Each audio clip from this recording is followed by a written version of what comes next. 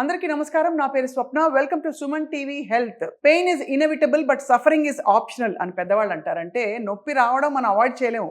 నొప్పిని ఎలా మేనేజ్ చేయొచ్చో తప్పకుండా దాన్ని డీల్ చేయొచ్చు. ఇవాళ మళ్ళీ మనం నొప్పి గురించి, నొప్పి అసలు ఎందుకు వస్తుంది, నొప్పి అయినప్పుడు భరిస్తే బాడీలో ఏమేమి జరుగుతాయో కూడా తెలుసుకుందాం ఇవాళ. డాక్టర్ సుధీర్ గారు, thank you so much sir for your time. బాగా బిజీగా ఉంది మీ క్లినిక్ అంతా. అయినా మేము ఒక 20 నిమిషాలు మీ నుంచి అలా తీసుకోబోతున్నాం ఇవాళ. తప్పకుండా సార్, ఇప్పుడు నీ పెయిన్కి obviously surgery postponement or even avoiding అది కూడా సాధ్యం అని చెప్పేశారు. మీరు చాలా కేసెస్లో మీరు ప్రూవ్ చేశారు. లేటెస్ట్ అడ్వాన్స్మెంట్ ఏంటి సార్? అడ్వాన్స్మెంట్ ఏం లేదు, ఈ పిఆర్పీఏ లేటెస్ట్. ఎందుకంటే ఇది ఇప్పుడు అర్థమైంది అందరికీ. ఇప్పుడు మీరు అన్నట్టు ప్రతి ఒక్కరు కూడాను మోకాలు నొప్పి అంటే ఆపరేషన్ ఆలోచిస్తారు. ఎందుకంటే ఆపరేషన్ 40 సంవత్సరాల నుంచి అంత ఫేమస్ అయింది. మంచి జరిగింది, చెడు జరిగింది, అది వేరే విషయం.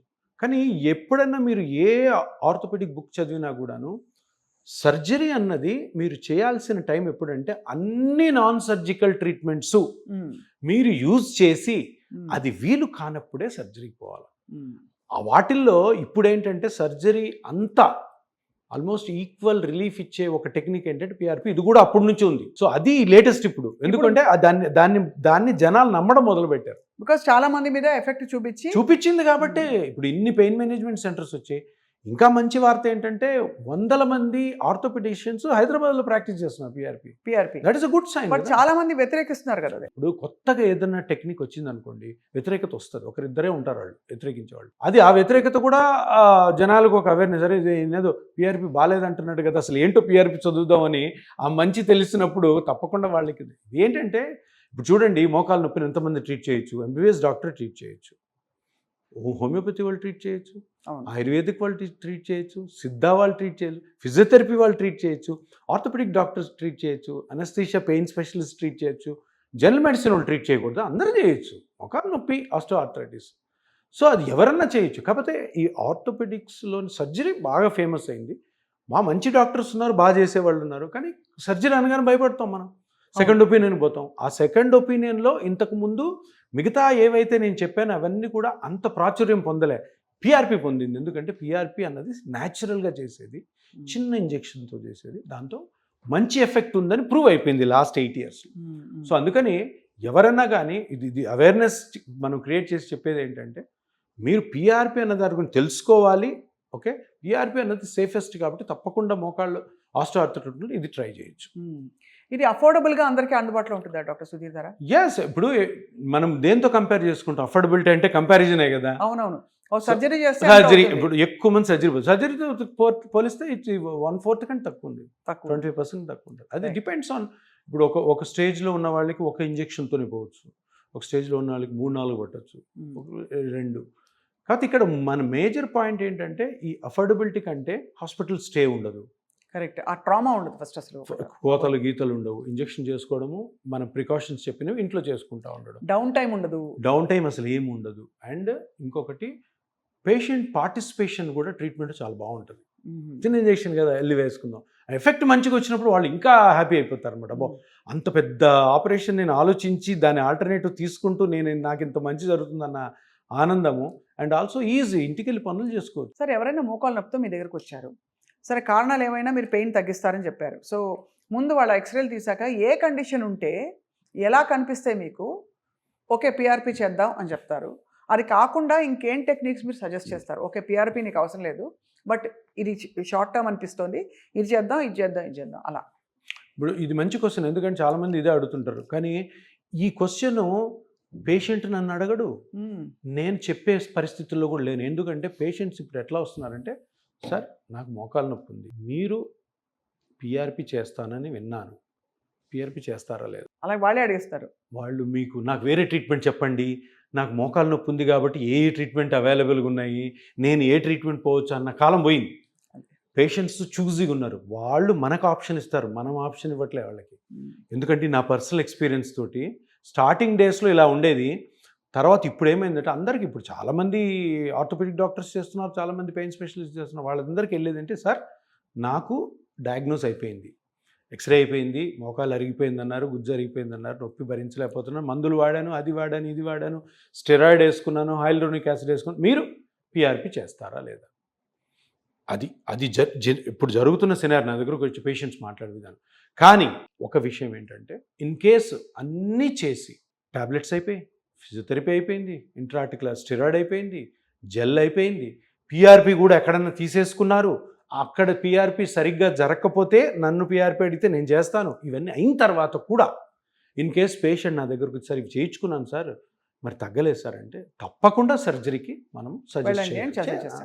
కానీ ఓన్లీ వన్ ఇండికేషన్ ఇవన్నీ అయ్యాకే. సో యాక్చువల్లీ లెక్క ప్రకారం అక్కడికి వెళ్ళి వర్కౌట్ అవ్వలేదని రావడం కంటే మీ దగ్గరకు వచ్చి ముందు నొప్పి వచ్చింది తగ్గించని చెప్పి వెళ్ళడం లాజికల్. అంటే ఏంటంటే ఒక పేషెంట్ వచ్చిన తర్వాత కరెక్ట్ అసెస్మెంట్ ఇంపార్టెంట్. అదే కరెక్టే. అంటే ఏ స్టేజ్ లో ఉన్నారు వాళ్ళు, ఏ స్టేజ్ లో ఉన్నారు, వాళ్ళ ఏజ్ ఏంటి, వాళ్ళు చేయాల్సిన పనులు ఏంటి, వాళ్ళు ఏ పనులు చేయొచ్చు చేయకూడదు, వాళ్ళ మెంటాలిటీ ఎలా ఉంది. కొంతమంది 35 years ఫీమేల్స్ వస్తారండి, మొక్కలు పూర్తిగా అరిగిపోయి ఉంటుంది. ఎలా అరుగుతాయి సార్ అంత తొందరగా? తెలియదు, అంతే, ఇంకా జెనెటిక్ అది, మనం ఎవరు ఏం చేయలేము.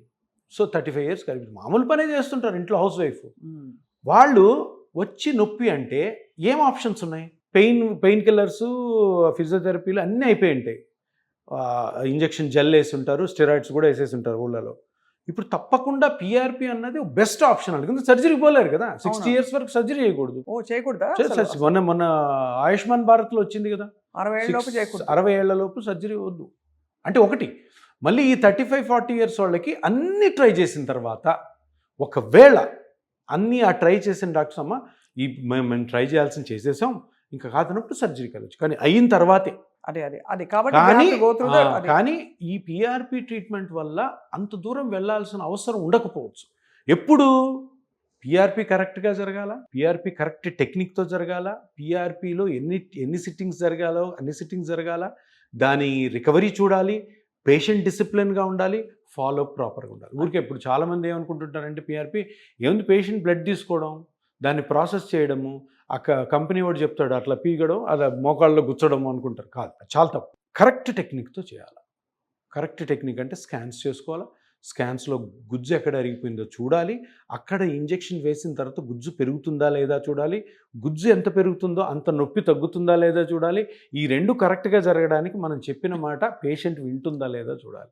అది అంటే వాళ్ళని యాక్టివిటీస్ తగ్గించుకోండి, అన్ని చేయండి అని చెప్పేస్తారు. అన్ని కస్టమైజ్డ్ ఉంటాయి. ఇప్పుడు మీకు వచ్చింది మీ జాబ్ని బట్టి మీకు యాక్టివిటీ ఉంటుంది, మీకు జాబ్ని బట్టి మీకు ట్రీట్మెంట్ ఉంటుంది.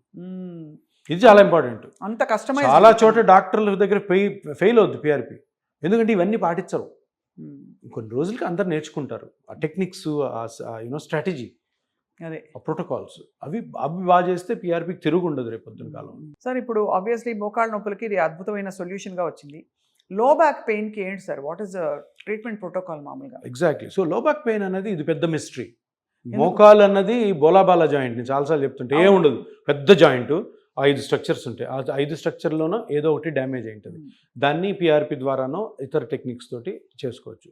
స్పైన్ అంటే ఏంటి? Spinal cord, nerves, discs, bones, joints, ligaments, fascia, ఇన్ని ఉంటాయి. స్పైన్ నొప్పికి ట్రీట్మెంట్స్ చాలా ఫెయిల్ అవుతాయి. ఎందుకు ఫెయిల్ అవుతాయి అంటే ఆ పలానా స్ట్రక్చర్ ఏ స్ట్రక్చరో కనుక్కోవడం కష్టం. మన దగ్గర ఉన్నవి ఏంటి, ఇప్పుడు ఎక్స్రే ఉంది, అల్ట్రాసౌండ్ ఉంది, ఎంఆర్ఐ స్కాన్ ఉంది, ఇంకా స్పైన్లో నొప్పికి ఇంకంతకంటే ఏం లేవు. వీటిల్లో ఇన్ కేస్ మజిల్ ప్రాబ్లమా, లిగమెంట్ ప్రాబ్లమా, డిస్క్ ప్రాబ్లమా, నర్వ్ ప్రాబ్లమా, బోన్ ప్రాబ్లమా, జాయింట్ ప్రాబ్లమా, ఇన్ని స్ట్రక్చర్స్ని ఐడెంటిఫై చేసే టెక్నిక్స్, ఇన్వెస్టిగేషన్స్ లేవు. ఎంఆర్ఐలు అన్నీ కనపడవు. అవునవును. ఆబ్వియస్గా మజిల్ డ్యామేజ్ అయింటే మజిల్ కనపడుతుంది. కొంతమందికి బాగా నొప్పి అంటారు. ఈ సాఫ్ట్వేర్ ఎంప్లాయీస్, ఫీమేల్స్, ఇంట్లో పనిచేసి బయట పనిచేసి చాలా ఎక్కువ పని చేస్తుంటారు, వీళ్ళకి నడువు నొప్పి ఉంటుంది. చూస్తే డిస్క్ ఉండదు, నర్వ్స్ బాగుంటాయి, డిస్క్లో క్రాక్స్ ఉండవు, బోన్స్ బాగుంటాయి, 35 years పెయిన్ వస్తుంటుంది. అవును. కారణం తెలియనప్పుడు ఏం చేస్తారు? Pain killers, physiotherapy, pain killers. ఆ పెయిన్ కిల్లర్స్ తిని దాని కాంప్లికేషన్స్ తప్ప నొప్పి తగ్గదు. ఎందుకు? పెయిన్ కిల్లర్ ఎంతసేపు పని చేస్తుంది. ఇప్పుడు వచ్చిన టెక్నిక్స్ ప్రకారం మన దగ్గర డైనమిక్ అల్ట్రాసౌండ్ మెషిన్స్ అని ఇప్పుడు వచ్చినాయి. ఆ అల్ట్రాసౌండ్ మెషిన్స్ తోటి ఆ ఫేషియా నుంచి పెయిన్ వస్తుందా, జాయింట్ నుంచి పెయిన్ వస్తుందా, మజిల్స్, పెద్ద ఎరెక్టార్ స్పైన్ మజిల్స్ అని ఉంటాయి, ఆ మజిల్స్ వల్ల కూడా వస్తాయి, ఫేషియా వల్ల పెయిన్ వస్తుందా, లిగమెంట్స్ వల్ల మనం కనుక్కోవచ్చు. బట్ దానికి ఎక్స్పర్టైజ్ ఉండాలి. ఉన్నప్పుడు ఆ ఏరియా, ఆ స్ట్రక్చర్ని ట్రీట్ చేయడం ద్వారా, ఇంజెక్షన్స్ ద్వారా, వాటన్నిటికి సర్జరీస్ లేవు. సర్జరీ ఉన్నది డిస్క్ ఒక్కదానికి, హ్యాపీగా రికవర్ అవుతుంది. ఇంకోటి రాంగ్గా ట్రీట్మెంట్స్ కూడా జరగవు. కరెక్ట్ డయాగ్నోస్ అయితే. ఇప్పుడు మీరు ఎందుకు ఈ క్వశ్చన్ అడిగారంటే నడుము నొప్పి ఎన్ని ట్రీట్మెంట్లు తీసుకున్నా తగ్గని వాళ్ళు లక్షల మంది ఉన్నారు. అవును. అండ్ అది అది అంటే స్పొరాటిక్గా వచ్చేవి కూడా ఉంటాయి కొన్ని. ఉంటాయి. దాని అందరూ ఏం చేయాలో అంటున్నారు తెలియదు. నాకు 10 years నుంచి స్పాండిలైటిస్ ఉంది అంటారు. ఏదో మన దగ్గర ఒక పెద్ద బిల్డింగ్ వేస్తున్నట్టు. తప్పది కదా. వాళ్ళకి తెలియదు. వాళ్ళు ఏంటంటే నేను ఇంక దీంతోనే బతకాలి, దీంతోనే చనిపోవాలన్న అవును, ఐడియా. పరిమితం చేసేసుకుంటారు. పాతకాలంలో ఇప్పుడు వరకు ఉన్నది ఏంటంటే ఆ స్ట్రక్చర్ని ఐడెంటిఫై చెయ్యలేకపోవడం వల్ల ఆ ట్రీట్మెంట్ కరెక్ట్ చేయాలి. ఇప్పుడున్న టెక్నిక్స్ తోటి మన ఎగ్జామినేషన్ స్కిల్స్ తోటి ట్రీట్మెంట్ పద్ధతులతోటి ఆ పర్టికులర్ స్మాల్ స్ట్రక్చర్ ఏదైతే డ్యామేజ్ అయిందో దాన్ని కానీ మనం ఐడెంటిఫై చేస్తే సింపుల్ ఇంజెక్షన్తోనే రికవర్ అవ్వచ్చు. అయిపోయింది. సరే, వాళ్ళు చాలా కొత్త విషయాలు తెలుసుకున్నాం. ఐఎమ్ రియలీ హ్యాపీ వాళ్ళ కాన్వర్జేషన్తో. సో డెఫినెట్లీ ఐ థింక్ ఇది something everybody needs to think about pain ఎందుకు వస్తుంది అండ్ దాన్ని సకాలంలో అరికట్టడానికి మిమ్మల్ని కన్సల్ట్ చేస్తారు అందరు. Thank you so much. నమస్కారం.